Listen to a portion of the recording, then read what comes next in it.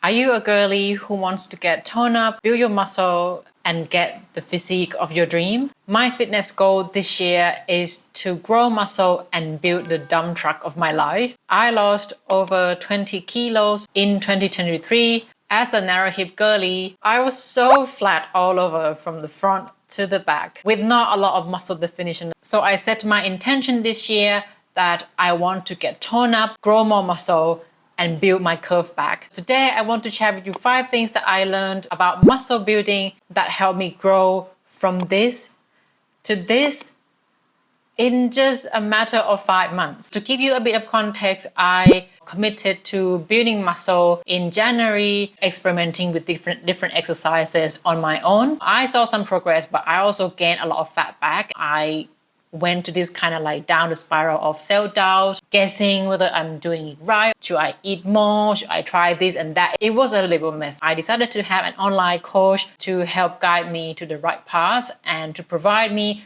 personalized nutrition guidance and also training program. I first started back in June, and this is me now. I've gained muscle significantly. I see muscle definition, especially on my upper body. As you can see, I'm gonna flex. And my glutes, which is the main focus of this whole journey, she's grown a lot in 4 or 5 months. Before we jump into 5 things I'm going to share with you today, I just want to mention that this video is not about growing fast, because I don't believe in shortcuts or fast track. I just want to share what I've learned so far. The recipe to successful muscle growth is a combination of nutrition, training, consistency, and patience. If you can nail these 4 things, I can promise you that you will see results. You will see some growth, but it's always easier said than done. Obviously, to be able to nail these 4 things, especially when it comes to nutrition and training, it takes a little bit of experimentations. I'm not a personal trainer, I'm not a nutritionist. I can't give you any specific recommendations. This video is predominantly for me to address the pain points that I experienced in the past, the insight that I learned from obviously having a personal trainer, and you can have a look at your own journey and what you've done to see if there's anything that you can improve. So the first topic, obviously nutrition. It is one of the most important things when it comes to your fitness goals. Focusing on a high protein diet and add more carbs to your daily intake. As we know, protein is an important factor for muscle recovery and repairing post-training. What I overlooked before is carbs, and I think it is great for me to remind myself and also to remind you that carb is your body's main source of energy. Carbs play such a huge role to my muscle growth and to maintaining my health and fitness. Your muscles need more carbs to be able to produce new muscle tissues and therefore to be able to grow bigger. I used to eat less than 1,800 calories with least amount of carbs and fat.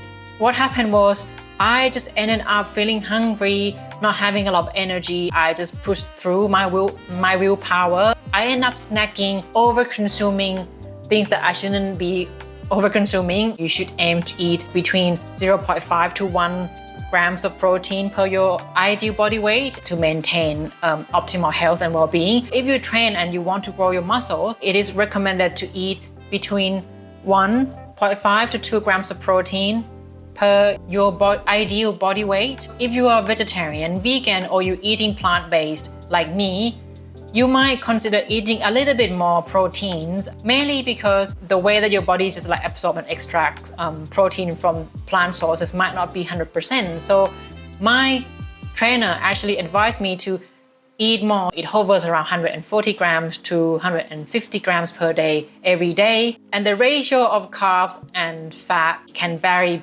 depending on how your body reacts, because I heard that some people might react better with more carbs and some people might react better the other way around. You have to identify and experiment yourself. I never tracked my macros before. I used to do it like 10 years ago and I absolutely hated it.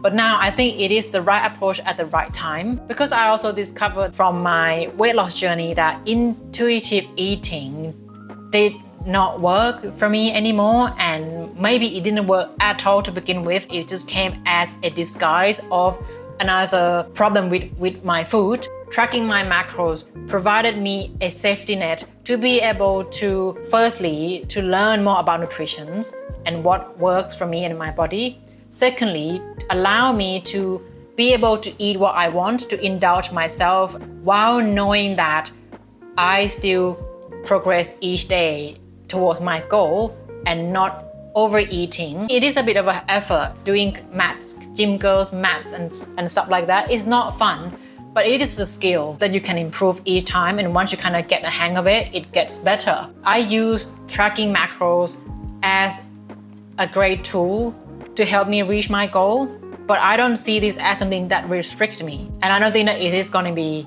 a forever thing. I'm also looking forward to coming off the tracking and to be able to trust myself to be more confident in managing my diet in a day without having to rely on such tools like this anymore. Moving on to the second one is about training. While training or exercising might not account a lot to fat loss, but when it comes to muscle growth, it is a must. To have those gains that you want, you need to have a structured program and to stick on that program for a good few months doing progressive overload. I think it's still important and optimal overall to train all over your body, but you might prioritize training your lower body more than the other parts of your body. The reason why I say this is because I also noticed that my upper body wasn't very strong. To be able to perform well on my lower body sessions, I also need my upper body, my core, my arms to be able to lift that heavy weights. I do upper body one day, total body one day, and then I do lower body like 2 days in a week. Within one routine should cover all of the muscle groups at its lengthening position, shortening position,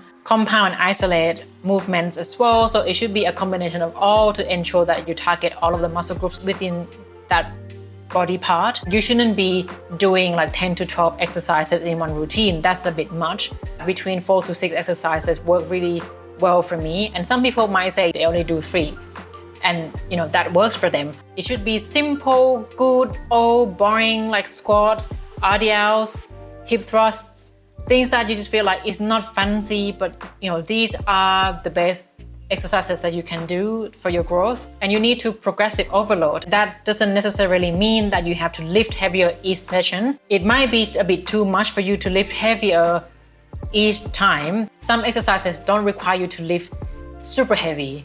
What I prioritize in each session is, to perform with good form, good range of motions, go all the way, doing it with slow eccentric tempos, and increase my reps in each session, even if it's just one more. After I hit the higher end of my reps window, then I go heavier in weights and then repeat that again. The next point, can you grow muscle at home or you always have to go to the gym? I have the answer for you. I had done like exercises at home for pretty much like 10 years. Yes, you can, but you need to invest in appropriate gym equipments and tools that allows you to progressive overload the same way that you would do at the gym. So it's not so much about the location itself. At the beginning of my program, I did it all at home for 2 to 3 months. I already saw my gains and progress within those 3 months working at home. I bought a set of dumbbells and barbells. I made do with those minimal equipments that I had. But then I decided to go to the gym because I don't have the space to keep more plates anymore. One of the main points for me to go to the gym is to be able to perform with safety. I have to be very creative with setting up my home gym workout, with the chairs, 2 chairs together to create a bench, etc. And sometimes the height is not quite right.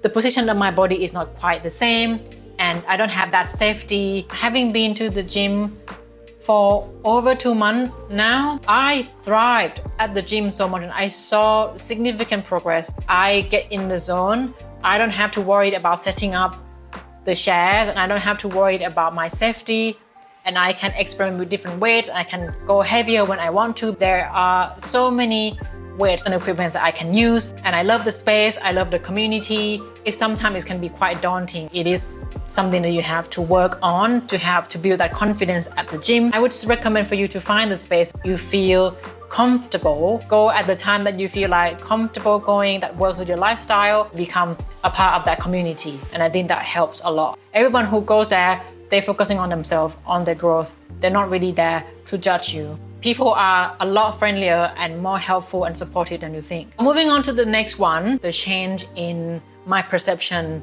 about body image and body positivity. Losing weight is great and I feel great about being slim and looking nicer in clothes, but it didn't give me the same satisfaction as building muscle. It's such a confidence boost, the privilege to be able to lift, to perform, to go heavier each time. It gives me such an achievement that, you know, that is slightly different than losing weight. When I was losing weight, I need to have like very tiny, smaller waist. And there's nothing wrong about it. I loved myself at the time, but right now I see the shift. I love that I'm strong and I love that I have that strength. It is hard for me to describe, but I would like everyone to feel how I feel. When I go to the gym especially, it changed me the way that I look at strength. When you see people online, you see kind of more like a stereotype of certain body types. But when I actually go to the gym, I got exposed to different body types. I saw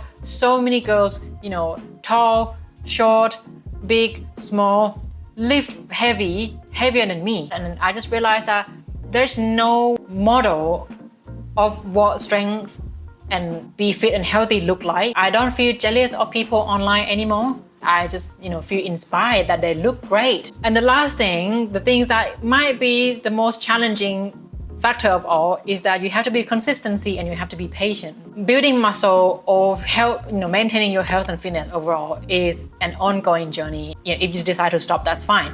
But it's still a long game for you to go from point A to the point B. I don't believe in shortcuts. Whatever you do for your body goals, it has to be sustainable for your lifestyle, for your financial situation, and for you as a person. Not every day that you're gonna feel the same. Not every day that you're gonna be as strong as your previous sessions. Some day you might feel weak, some day you might feel a bit like tired, and that's pretty normal. You can't just being bogged down by, you know, you didn't have like a great session this time, you're definitely losing your progress. No, it's not, because if you step back, you lift heavier than you used to last month. You see yourself in the mirror and you're definitely a bit more toned than how you looked a couple of months ago. Obviously with muscle growth, you need consistency, as in you have to do it day by day, week by week, doing the same thing over and over again, even if it sounds boring and if it feels boring, that is the part of it. It's like a stepping stone. Small steps make bigger impacts, and you have to see your journey as a whole. I want to end this with that building muscle, it is hard work. It requires a lot of hard work, dedication, effort, knowledge, and commitment. Yeah, it is quite a lot. I enjoy it and I'm passionate about it, and I see results and I feel motivated. So all of the hassle and all of the extra work that I had to put in didn't feel as much of a burden to me, because it is something that I want. Lots of people think that it is effortless and there's a shortcut to this, because the social media also makes all about like how to grow glute fast, how to build muscle fast. It might be for them, but it doesn't always apply the same to everyone. It takes a lot of commitment. I have to cycle to the gym early in the morning at the crack of dawn, finish it, come back and to work, and, you know, to plan out my meals for the day in the evening. Essentially, this is what it takes for you to achieve something incredible in life. I'm not talking just about the gym and fitness. I'm talking about everything in your life. If you want to achieve something remarkable, there's a lot of effort that you have to put in. I'm very pleased with the progress and how I feel about myself along the process. Also about my mindset, you know, how it shifted from one place to another place. I'm just pleased that I'm full, really like happy belly.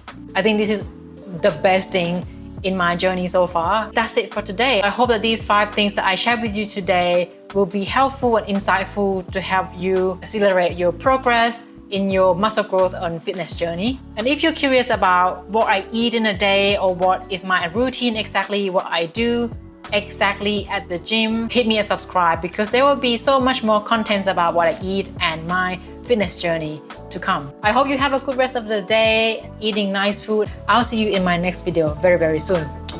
Bye!